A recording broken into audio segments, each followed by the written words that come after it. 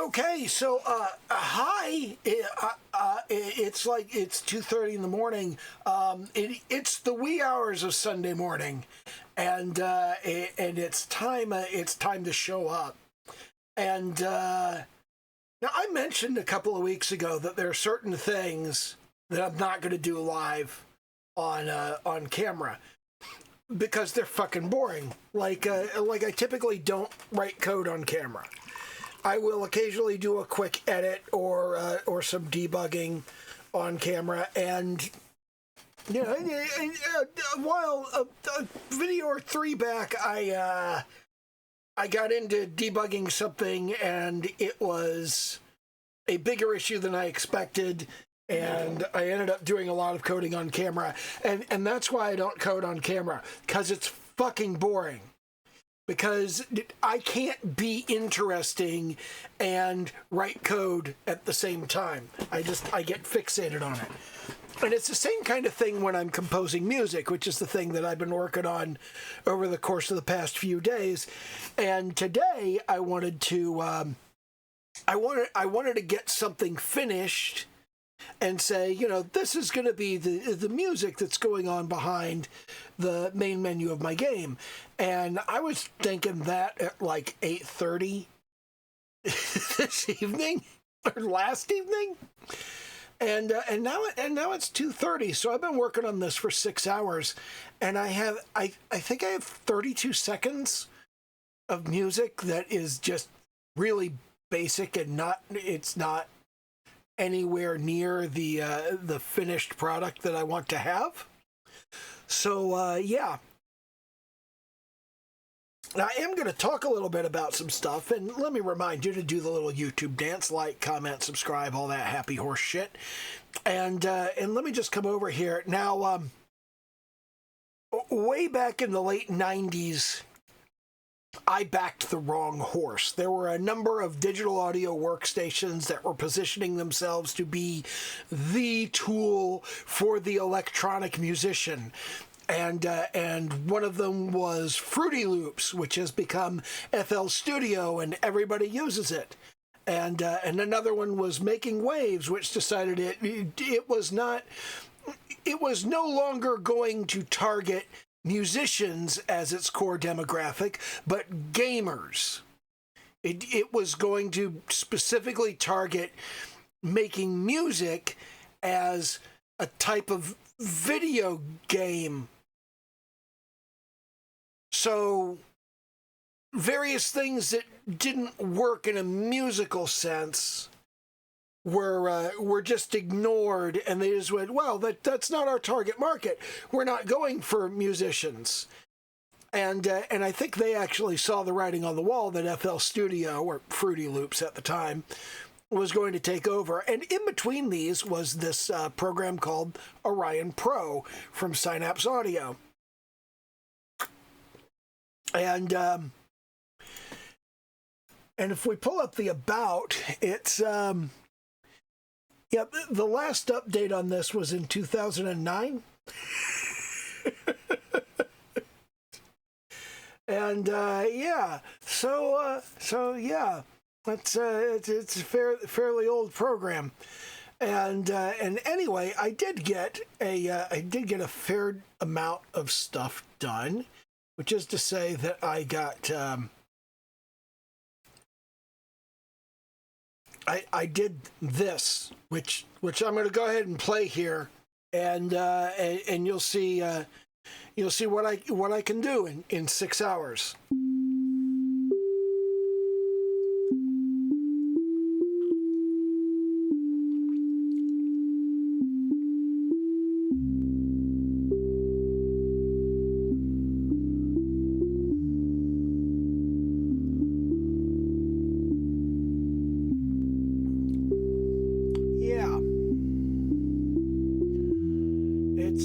It's not a lot of work.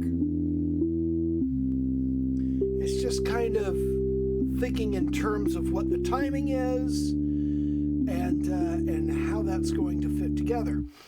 But most importantly, what I really wanted to talk about here And we're not going to have any like live showing up here. I'm not going to be painting or coding or composing on video because I've done my showing up, and I'm proving that I've done my showing up by showing you the showing up that I did. But this is way out of my comfort zone because the sort of stuff that I usually do, like this was the menu music for the last video game I released, Railgun, which was back in around 2009, now that I think about it. No, it wasn't even 2009. It was like 2006. But yeah, this was the background music for that main menu.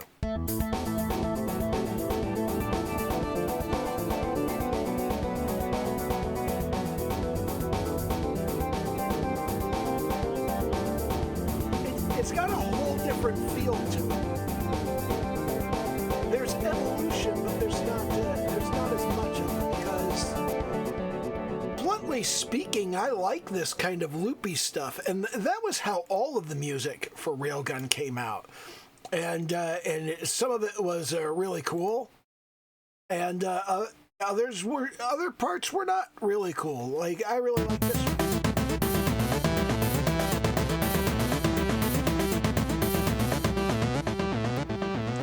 But oh hey, if you've been around here a really long time, which I know some of you have, you'll recognize this one.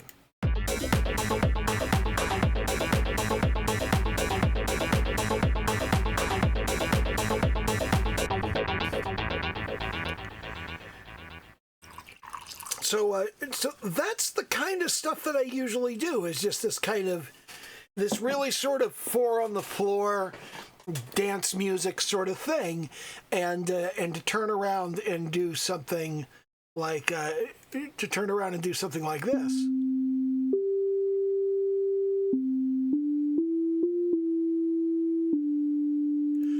It's very much out of my comfort zone. It's not the kind of thing that I typically compose, that I typically put together. It's a very different sort of music. And one of the things that I'm noticing is that as I go through and work on this stuff, almost everything I'm doing to build this game is out of my comfort zone.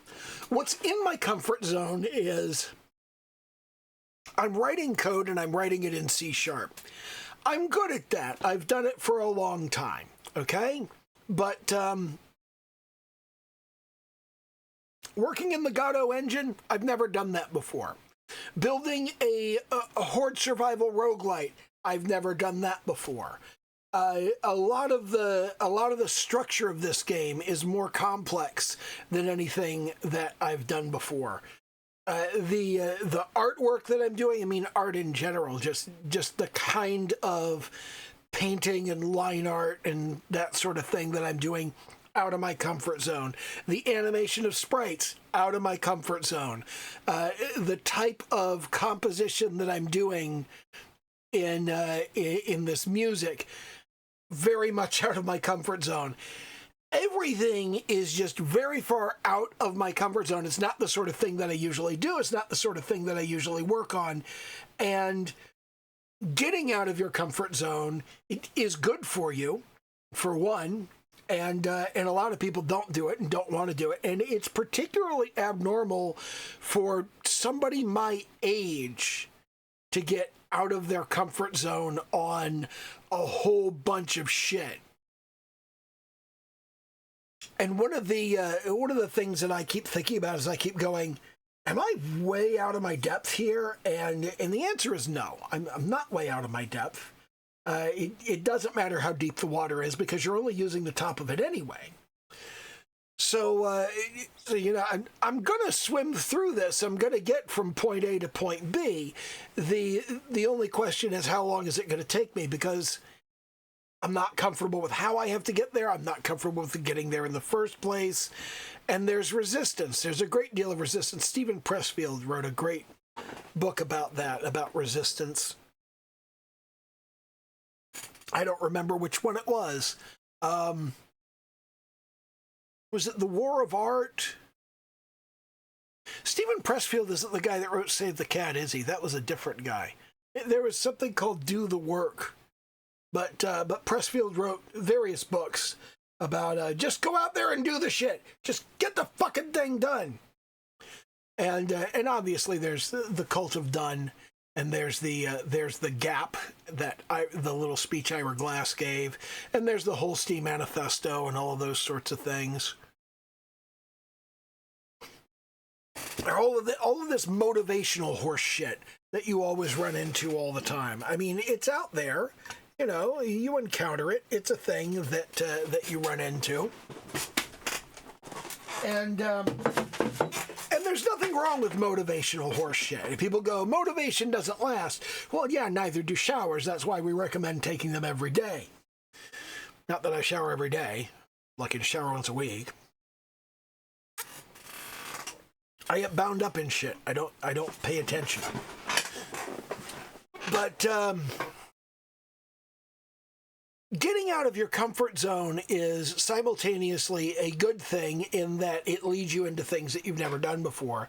But it can also be a bad thing because getting out of your comfort zone and making yourself uncomfortable is going to get in the way of you getting shit done. When you're comfortable with the way you do stuff, you can get more shit done. And when you're uncomfortable with it, you can just sit there and go, yeah, I don't want to. Or at least I do. And God, I feel like a 4-year-old so yeah, I don't want it. And that's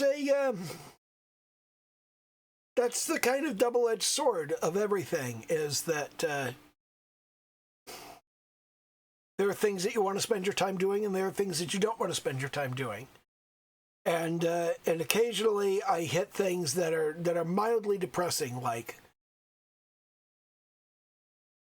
it may have taken me 6 hours to converge on that little bit of music that I did, that little 30-second stretch of music. But at the same time, I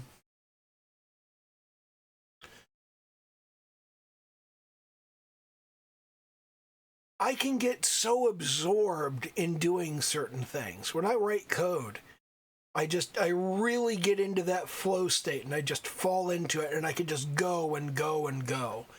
And when I'm working on music, you know, I can just fall into it, and I can go and go and go. And I haven't gotten there with visual art yet. I have at no point been able to sit down and just art for 5 hours. I can code for 5 hours. I've done that over and over again. I can play music for 5 hours. I've done that over and over again. And it's one of those things where you look at it and you go, people tell me that I have people told me. When I was young, they told me I had artistic talent. Nobody tells you you have talent when you're in your 50s, because talent is not supposed to be part of the equation at that point. But people used to tell me that I had talent with art, and the thing is, I don't love art the way that I love coding or the way that I love music. And those two things in particular tend to go together a lot. I know so many programmers who are frustrated musicians because they're just not as good at the music as they are at the programming. And I'm definitely in that same boat. I'm not as good at the music as I am at the programming. But I do have years and years and years of playing music and studying theory and understanding all the different kinds of seventh chords and where they're used in song structure and all the different chord progressions and all the different scales. And typically I ignore those. Typically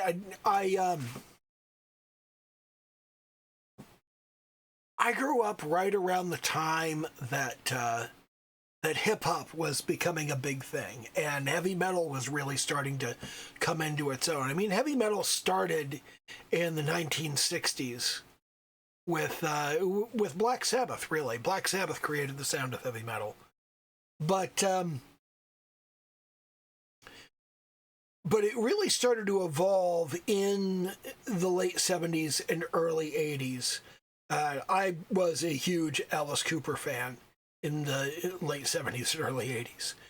And then there was the new wave of British heavy metal, and at the same time, we had the rise of hip hop, and everything was becoming very rhythmic and percussive. And we were getting away from melody, and we were getting away from chord progression. And it's one of the things that made Queen so amazing, is that when you really listen to Brian May, when you listen to the way he plays guitar, you take somebody like Yngwie Malmsteen. I call him that just to annoy people.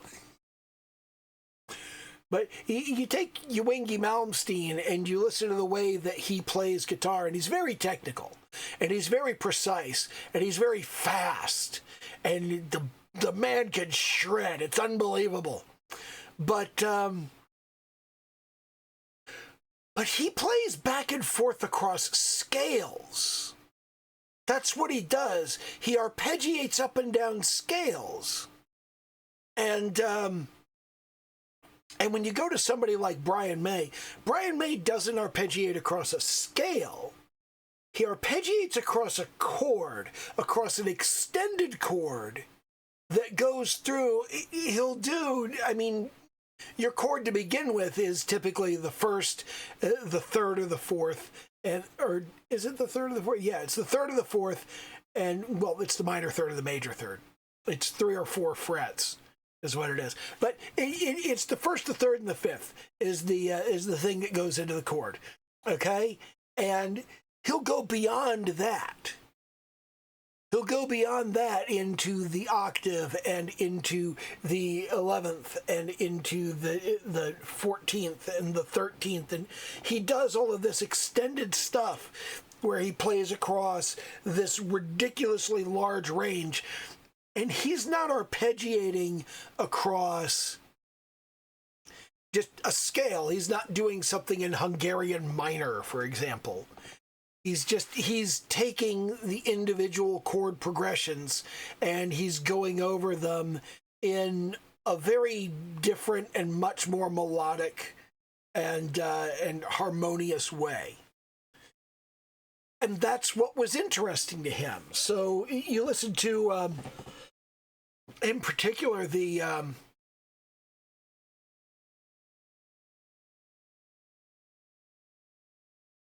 if you listen to the solo in "It's Late" or in "All Dead," those particular solos, he was experimenting with tapping and with pull-offs in a way that other people were also doing tapping and pull-offs at the time. But it was the same time that Eddie Van Halen was doing his thing. And both of those songs are off of News of the World, which is the album that has We Will Rock You on it, so you probably have it. Everybody has that album. These days, we all have Spotify, and Spotify has all the albums. I don't have Spotify. I used to have Spotify. Now I just have, like, my collection. And I got to a point where I had to choose between Spotify and something else, and I went, Spotify's not that important to me because I collect everything. Because I have literally thousands of CDs that I've written to my computer. But those particular solos, he was doing something with tapping and with pull-offs that that nobody else was doing.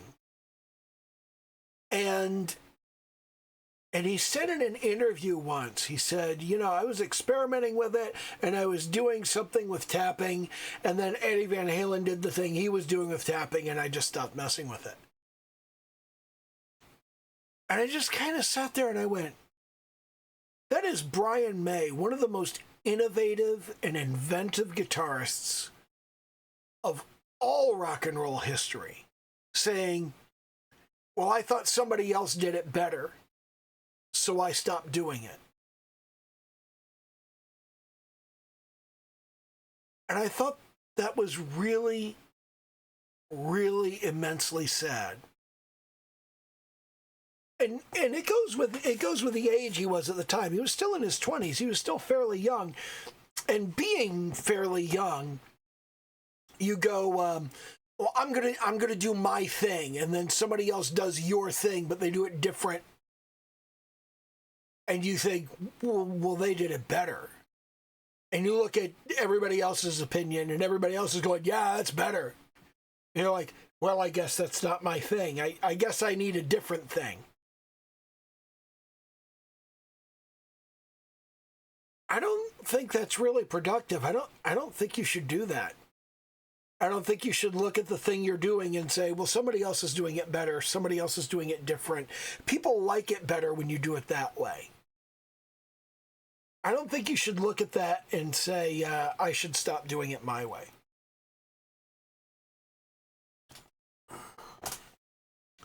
I think you should keep doing it your way because Brian May's solo in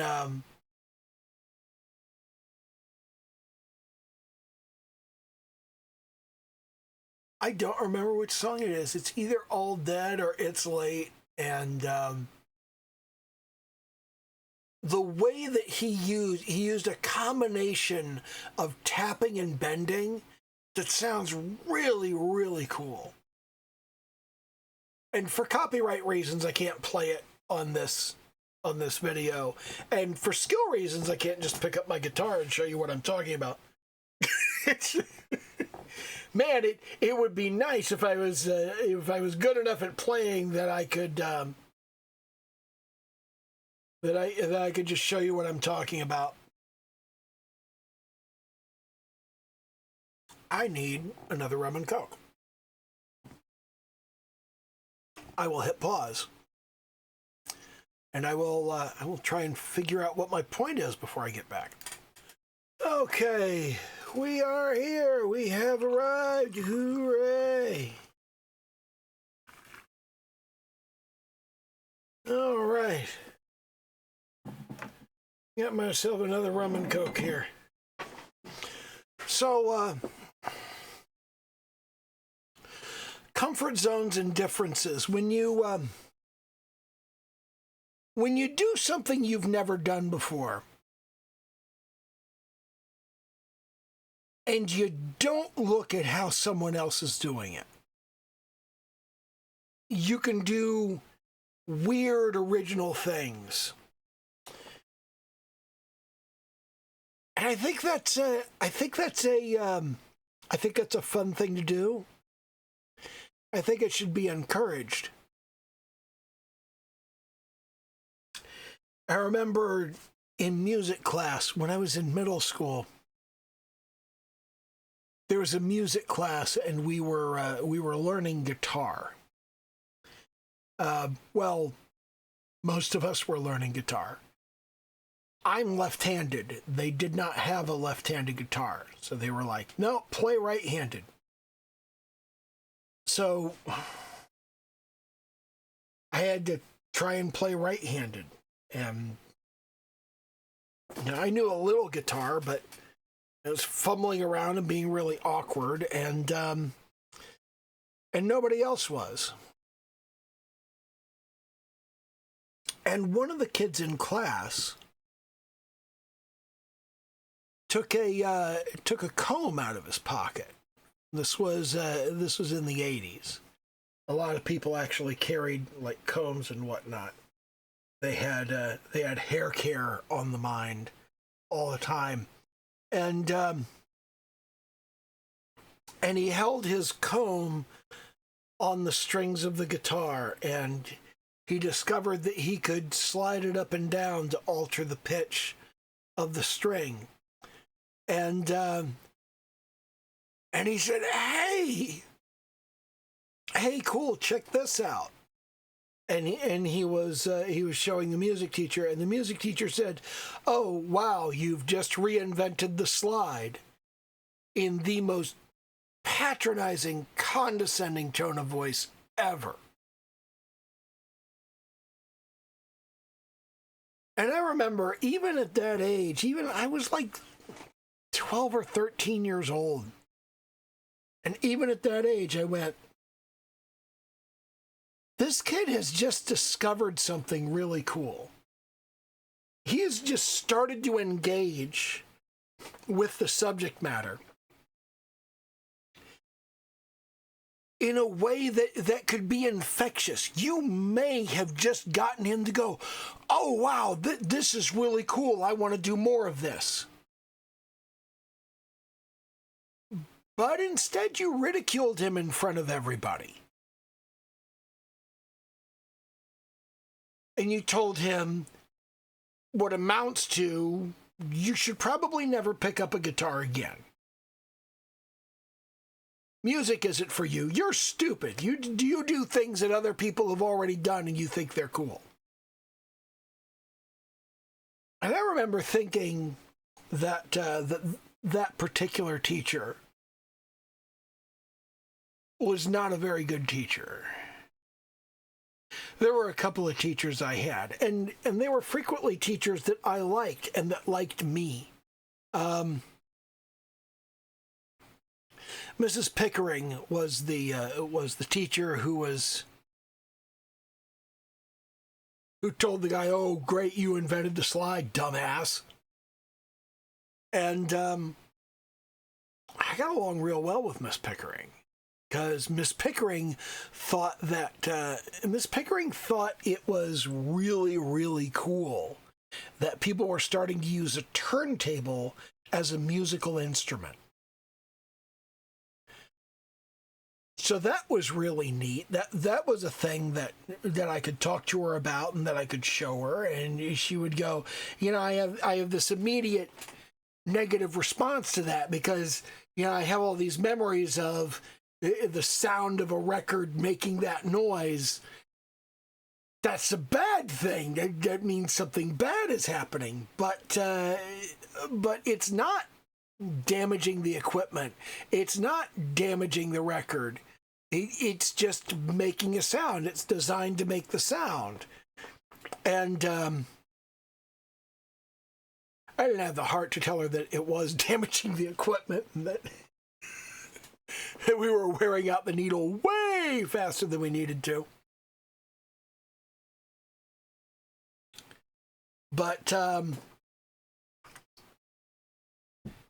she thought certain things were really cool, and I thought those same things were really cool, so we got along really well. It was the same thing with Mrs. Byers back in like 3rd or 4th grade. And it's like, she really liked me. She really enjoyed talking to me and hanging out with me, because I was into weird. I was really into classic literature when I was very young. I thought there was something magical and special about reading Ivanhoe and the Odyssey, and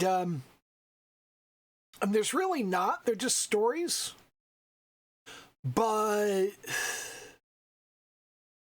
being that young and wanting to read those stories, teachers would often go, "Oh," and think that you were special for some reason. So she really liked me, but there was this kid named Ben in our class who was just kind of dorky and weird and told dirty jokes all the time. And I remember on one occasion, she said, in front of the entire class, she said, "Nobody likes Ben except his parents, and they have to like him."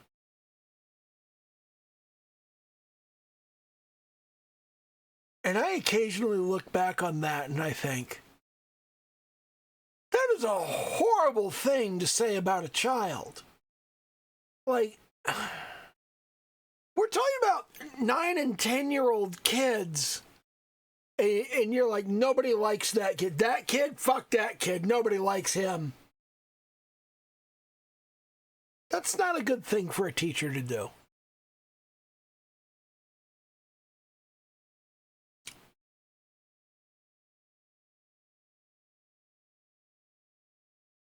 I had a point I was getting at.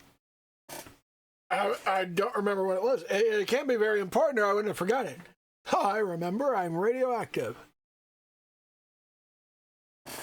Nobody understands that reference anymore. Oh,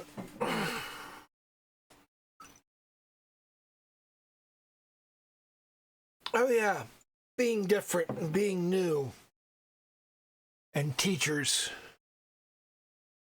Teachers frequently discourage people from doing anything new and different because it's not something that they understand. It's not something that they want to have to deal with. It's out of their comfort zone. And I'm seeing a lot of people say, that's what they're doing with ChatGPT. No, the issue with ChatGPT is that you're not doing the work.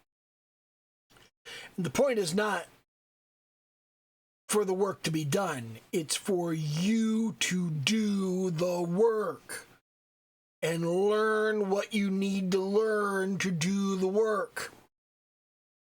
Like, I'm sure I can absolutely, you know what? I can jump in here if I just... Let me click over to, let me click over here. If I open up an Explorer window and I just come over here to, I come over here to my,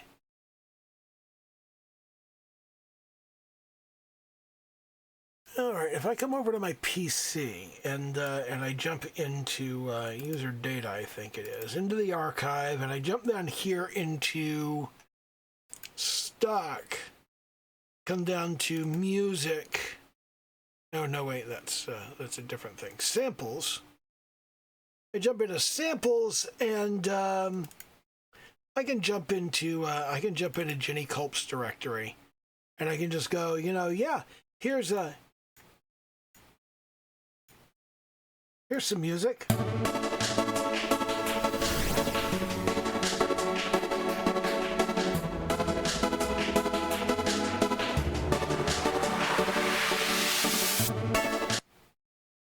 I don't know, that's not a very good piece of music.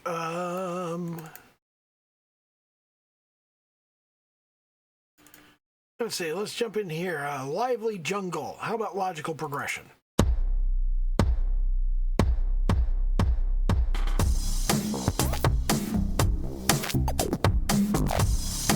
I don't have to compose music.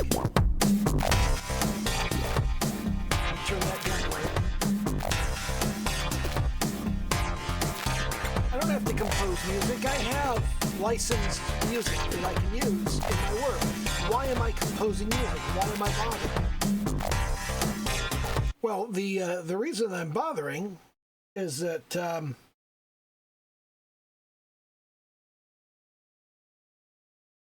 oh, come on. Can we please just get 100%? 99 and 102. Okay, I'll take 99. Fuck you. But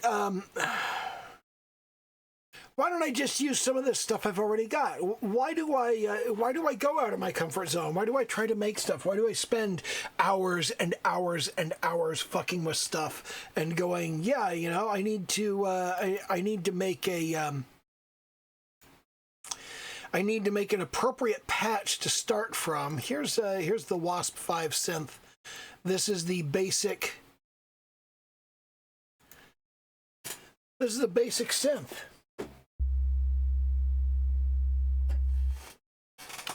And if I just press the key over here on my MIDI keyboard, leaning off to the side where you can't see me. Here, let's turn up the coarse tuning. That'll fix it.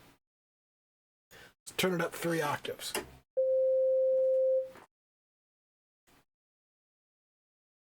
Okay, let's turn it up 1 octave. This is just your basic sine wave right there. And if I do the same over here, 12 semitones, you come over here, and I can change to a square wave. going to change to a saw wave over here. I can mix them.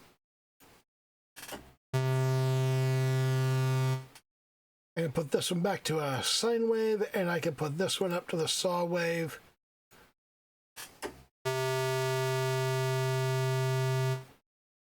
And I can turn that one up.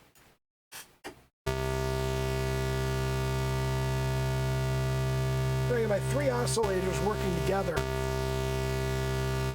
And oh, I'm not showing the synth that I'm working with here. But over here, I can turn this down, and then I can take this and I can switch the mix over here all the way to the sine wave. Or you can switch it all the way over here to the square wave. And doing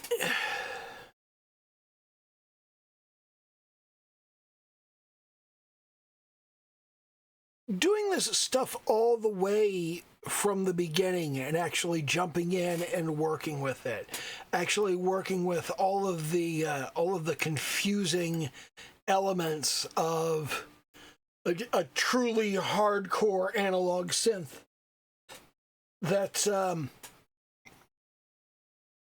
That's actually really interesting. And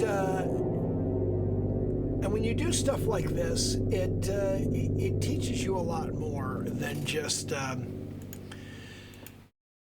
working with somebody else's music.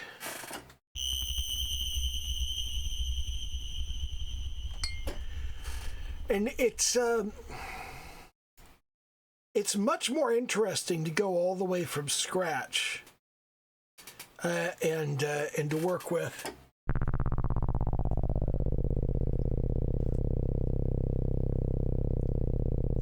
more interesting sound design, more interesting ideas. And I'm trying to do sort of chiptone stuff, which is why I'm working with the Wasp, which is it's a straight up. It's just 3 oscillators. It's got FM modulation. The FM modulation is kind of cool.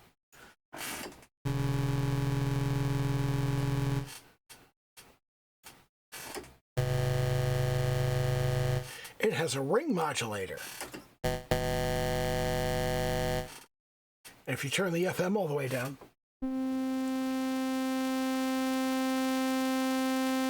it does interesting shit, and it's fun to mess around with that, and it's interesting to work with the sound design and to understand how that works. And I've got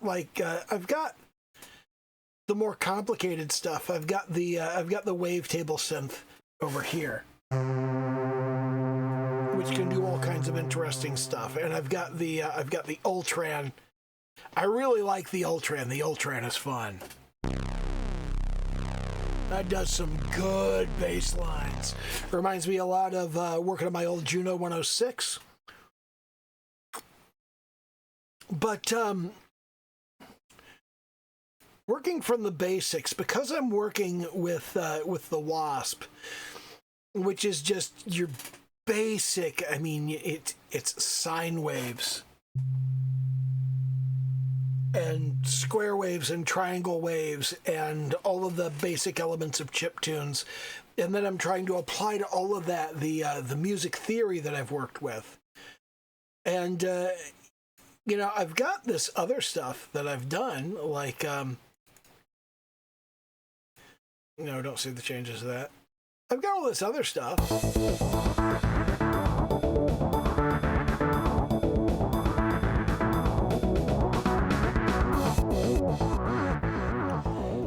And I could just use that, and I could do other stuff like this. It's fairly simple. It's fairly easy. But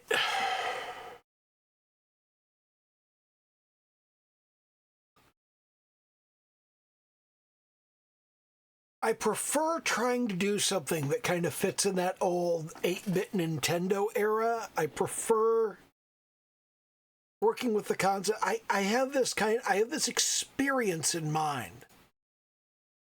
and I'm trying to capture that experience. And sometimes, I mean, there are bits.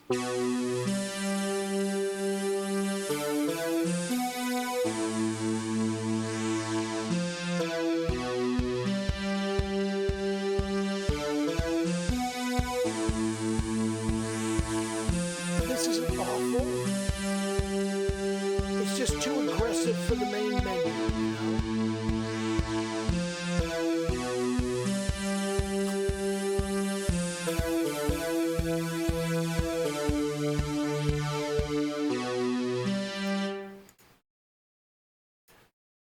And in the same way, I've got the second theme I was working with.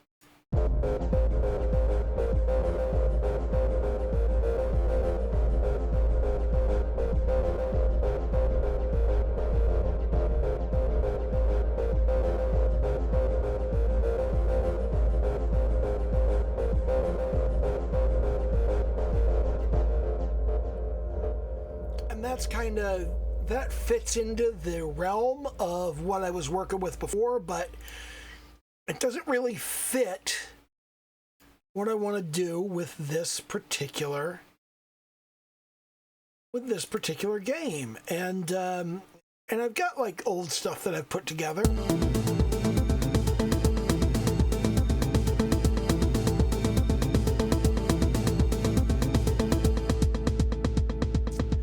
But I'm trying to fit the aesthetic. I'm trying to have this overall feel and this overall idea. And I think that as you get into the home stretch of stuff, which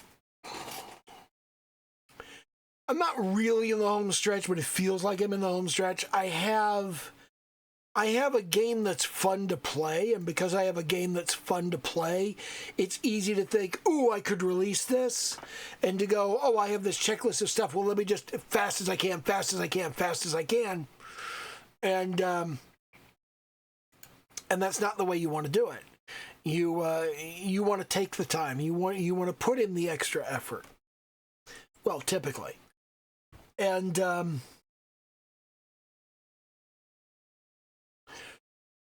I don't know that I necessarily want to recommend this as the approach. It really comes down to, we all have our struggles, you know? We all have our thing that is hard for us to do. Like, it's not hard for me to build a game that is fun. It's not hard for me to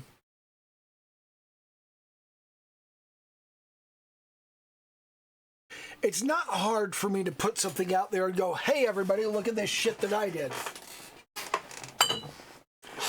That's not particularly difficult. What's difficult is doing a good job all the way to the end on my own stuff. If I've been hired to make something for somebody, I do a good job all the way to the end because I've been paid to. Because that's my job. I'm supposed to do the thing. But doing a good job on my own stuff, it's like I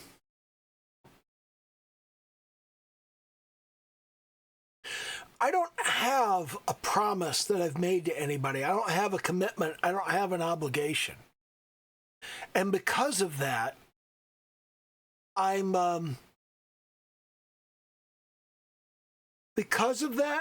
prone to just go, well, I just need to do the thing. I just need to check off the box.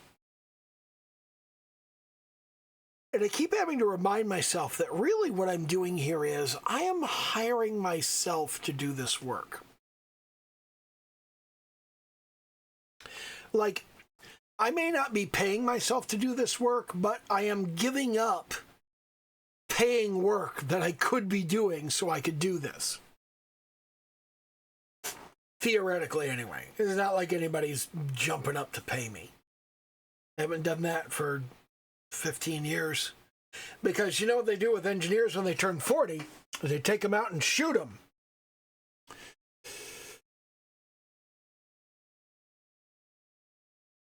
I'm trying to do a good job on this because that's my core value is work hard and do a good job. I'm doing the work hard part, and I'm tired of the working hard. I've been doing a lot of the working hard. Haven't I done enough of the working hard? Haven't I paid my dues? Don't I deserve to, reap the rewards? No, because it's not done. The reason Stardew Valley was the outrageous success that it was is because Eric Barone worked like hell for years to make it the best game he could. And he wasn't happy with it. He wasn't satisfied with it for a long time. And he wouldn't put it out there. He wouldn't show it to anybody. And he wouldn't let anybody play it because it wasn't good enough.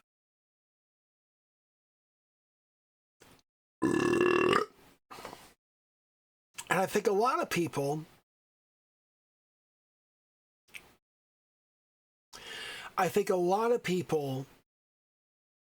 don't want to admit.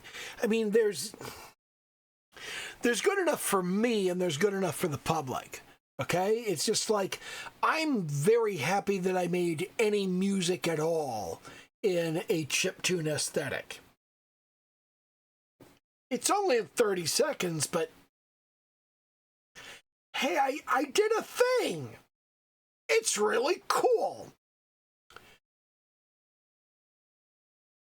But it's not good enough to put out in public because the scale is different. The scale for me is like down here, you know, and there are all kinds of things in every project that are valuable to me and that are not valuable to anybody else. It's like I am very proud of myself for having this amazing idea.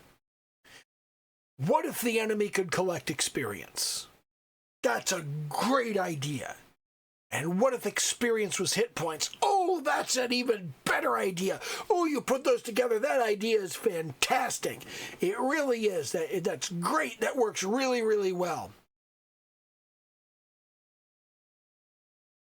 That's great for me. That's great in my book. I think it's really, really cool. I don't think anybody else would think it's really, really cool. As a gamer looking at it,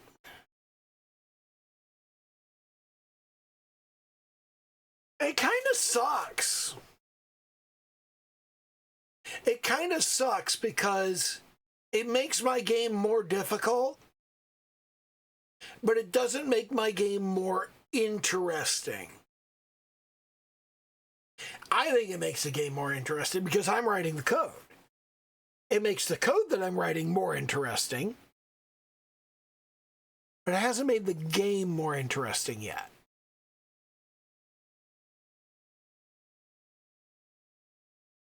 It is frequently difficult for a developer to recognize and appreciate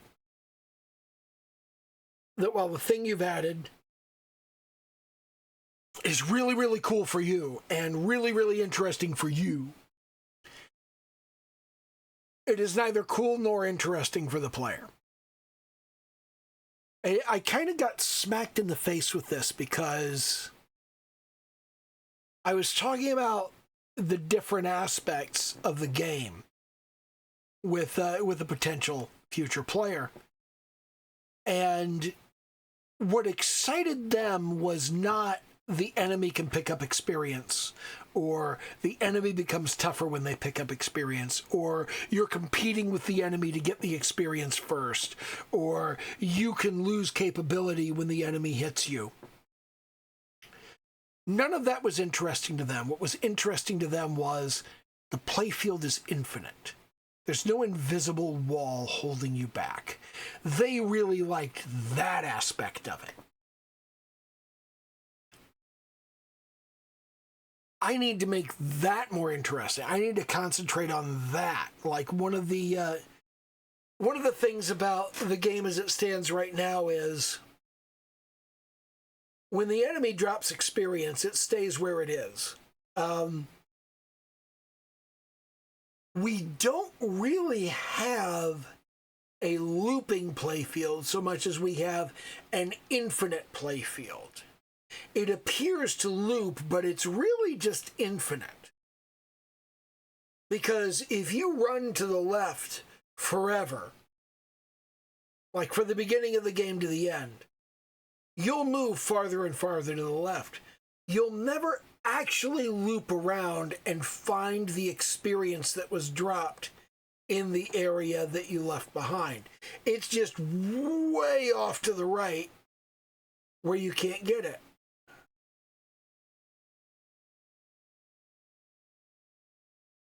I don't like that. I want that to be changed. I'm not sure exactly how to change it. I mean, fundamentally, what I built is a spatial partitioning system.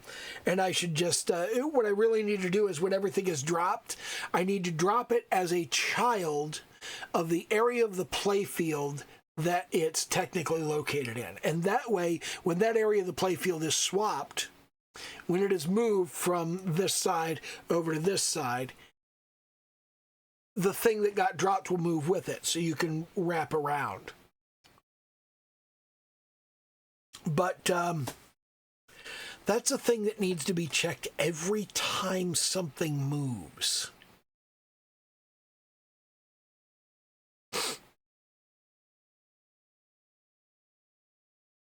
That will, at the very least, that will roughly double the processing load for each individual mob on the screen.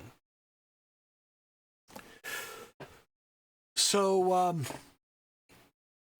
because it roughly doubles the processing, it will roughly have the number of enemies that I can have in the game at any given time. Which isn't necessarily bad. Because the enemy can level up, I can get away with fewer enemies. I don't need to have a horde. It can be a little different in that sense.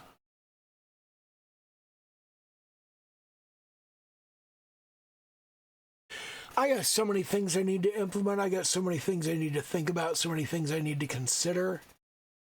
And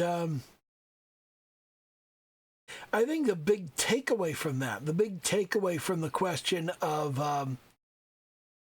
what needs to be added and what needs to be done, I think the big thing to notice is you're always thinking about the player experience. You're always thinking about what is the player experiencing? How does the player see this? And that can be hard. That can be really, really difficult to see what the player's experience is going to be, because you know what all the internals are. Now, I have kind of a benefit here because I spent a decade working in the defense industry. And you want to hear a fucked up story? This is a fucked up story. We're 54 minutes in, and I'm going to tell you a fucked up story. This is deep lore. This is like only the true fans will know this lore. So there was a time that I was working for McDonnell Douglas.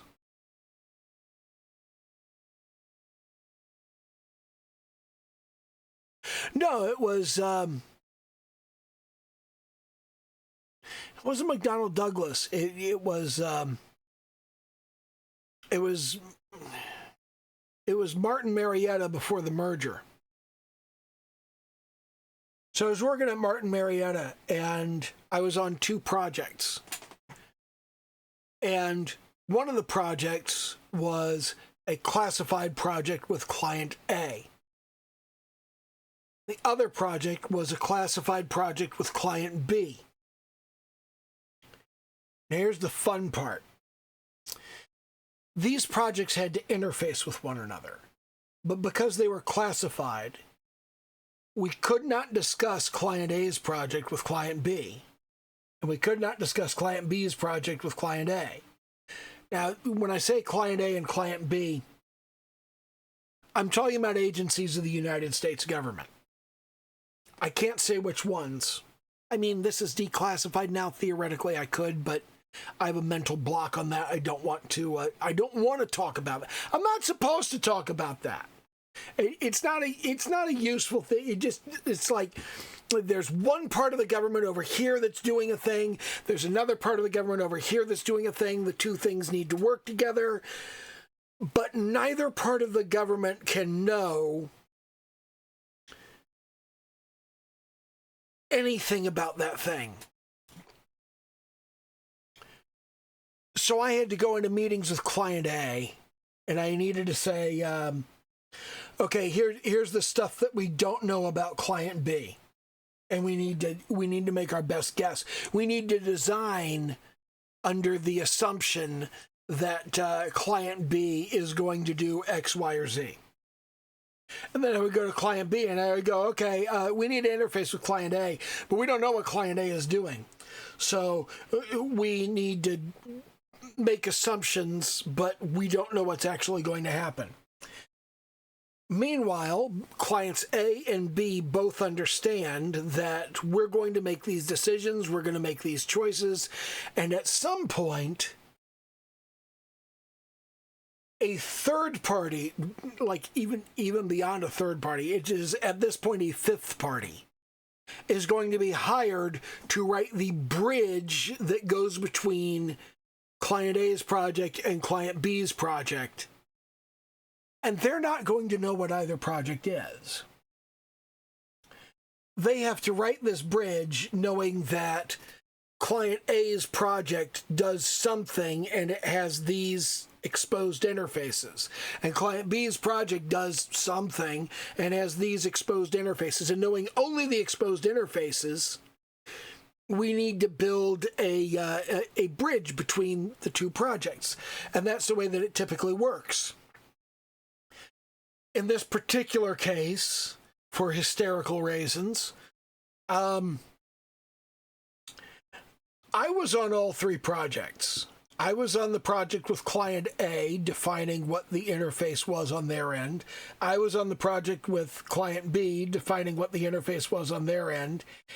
And I was going to write the bridge between projects A and B.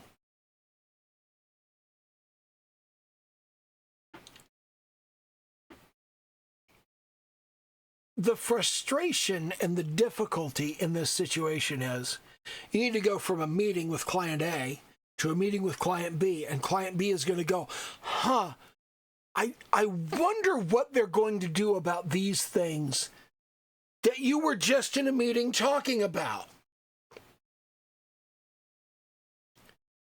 And I have to aggressively not know what happened in the meeting I just had with client A. I have to be in a meeting with client B and talk to them about what client A is probably going to do. And I have to pretend I don't know what client A is going to do. I did this for years. Not this particular project, but multiple projects like it, because that's an incredibly difficult task. Being able to go back and forth between client A and client B, knowing that you're building project C that has to interface between the two, and acting at every turn like you have no idea what's going on the other two sections of things. Most people can't do it. That's why you get people like, what's the fucking guy's name? The guy Snowden, Edward Snowden. My contempt for Edward Snowden knows no bounds, because how did he not know? How do you get into that? How do you become an analyst for the CIA or the FBI, whatever it was he was doing. How do you enter the intelligence agency and not understand everything you learn is going to be morally wrong? Everything you're exposed to is going to be a war crime or a crime against humanity or just an offense to life itself. It's all terrible. It's all awful. Of course it's terrible. Of course it's awful. And you have to make peace with that. I tell people all the time, modern society is built on horrific cruelty and injustice. And by participating in modern society, by having the privilege that you have, by doing the things that you do, by being the thing that you are complicit in that. I don't know how many times I've said, you see this chip? This chip would not exist without cobalt mining. You've probably never met a cobalt miner or a former cobalt miner, in my case. And I'm not a former cobalt miner. I've met a former cobalt miner. Cobalt mining is done with child slavery in Africa. It's done with African child slaves.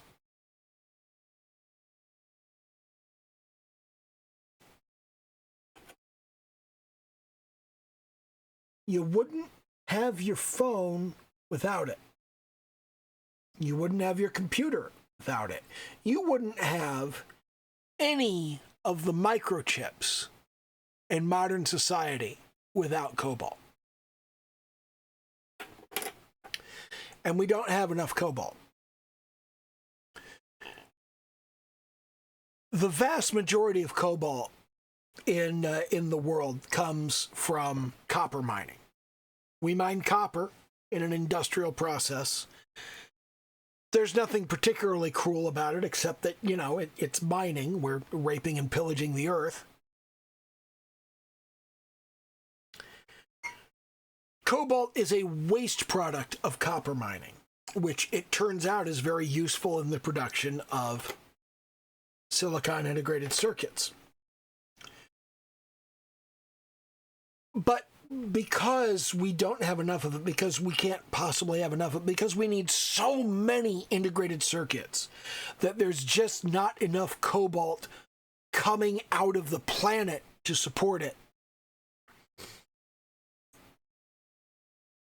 Even when a copper mine doesn't have enough copper to be worth mining, like it's not profitable enough, it would make you $4 a day to mine this shit. Desperately poor Africans will use children to mine the cobalt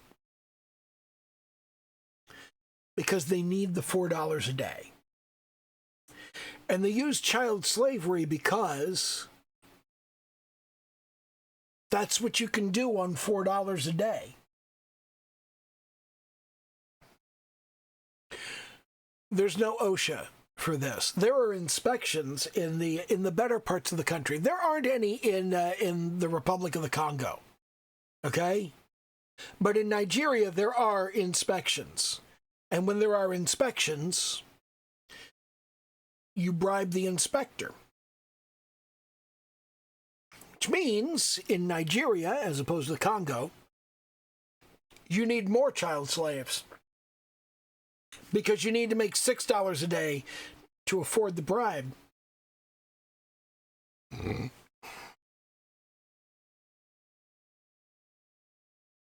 And as a person who owns devices that include integrated circuits, you benefit from the privilege that little black African children work in slavery. They get cancer. They get lung infections. They die so you can have integrated circuits.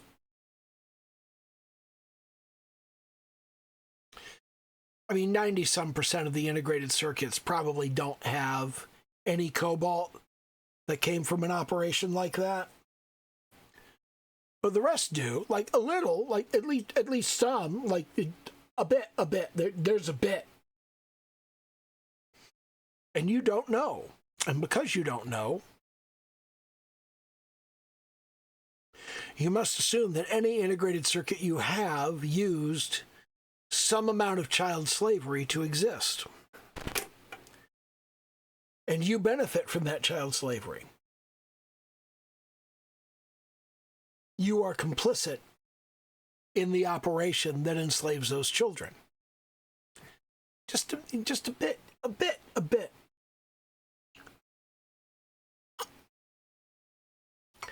You have to make peace with that. You have to figure out how you can live with that. And if you can't live with that, then what you're actually talking about is living a life without integrated circuits.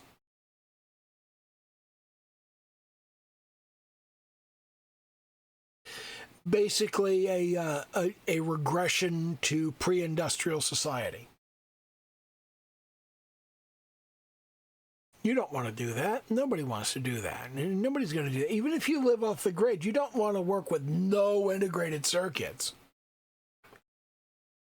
You don't want to go back to true pre-industrial society.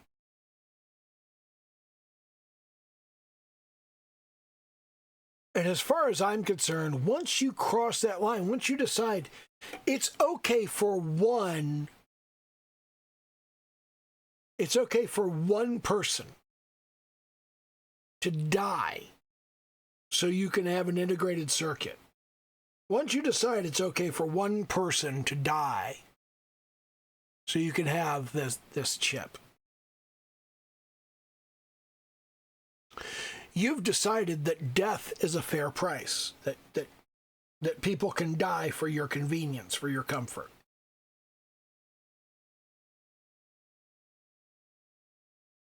And you need to adjust your morality to account for that. That you live in a world where you think it's okay to kill people for your convenience.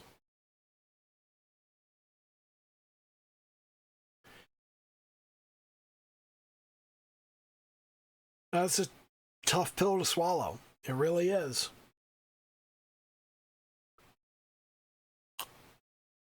I worked in the defense industry. I've killed the entire population of the planet 12 times over.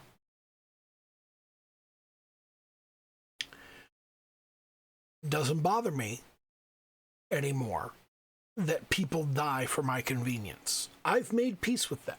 And at some point, you need to make peace with how many people die for what's important to you.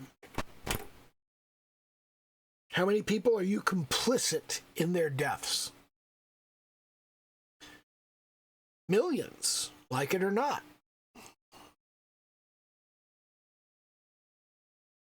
Wow, isn't this a fun video?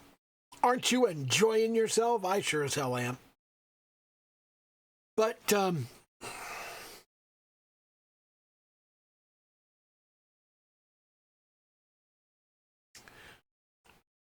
the world has always been built on cruelty. And what we've always done is we've concentrated the cruelty farther and farther down. Until the people all the way at the bottom suffer the most cruelty, the worst cruelty. And the only way to stop it, or to change it at all, really, is for the people above those people to say, you know what? I'm going to accept some of that cruelty on myself so you don't have to.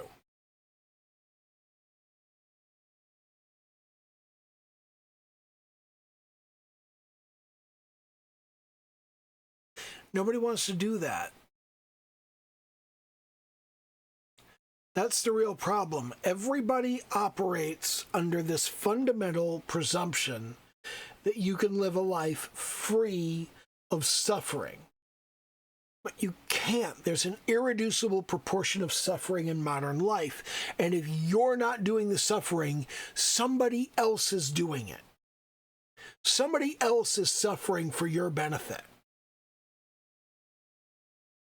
The very least you can do is appreciate it, is to look at them and go, wow, that little black African child is dying in a cobalt mine so I can use my mobile phone.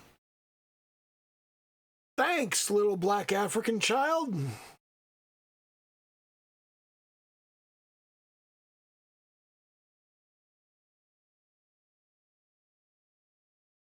That's the bare minimum.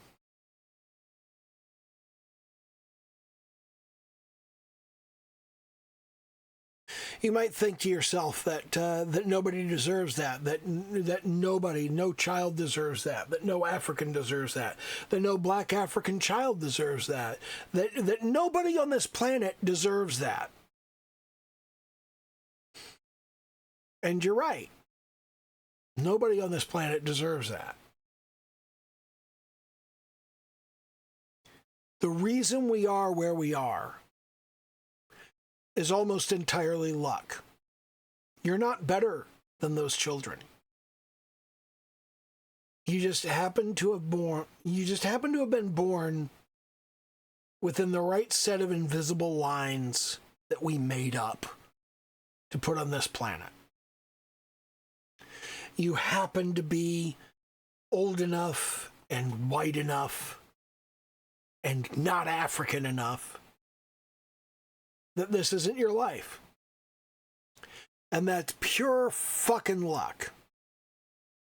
And any success you have is mostly pure fucking luck. You can work hard and you can do a good job and make no money. I've done it for years.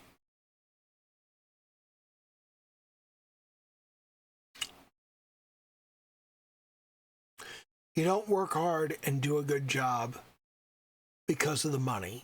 Work hard and do a good job because working hard and doing a good job makes you a better person. It has nothing to do with money. I'm drunk. I'm not making a whole lot of sense right now.